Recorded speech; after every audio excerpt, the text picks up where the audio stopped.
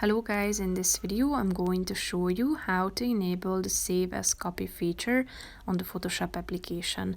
But first I just want to mention, don't forget to subscribe to my channel because at 100,000 subscribers I am going to show you my whole YouTube revenue statistics and growth strategy, how to make money online. Now let's jump into it. First of all, open the application on your phone. Then click on the settings option in the upper right corner of the screen.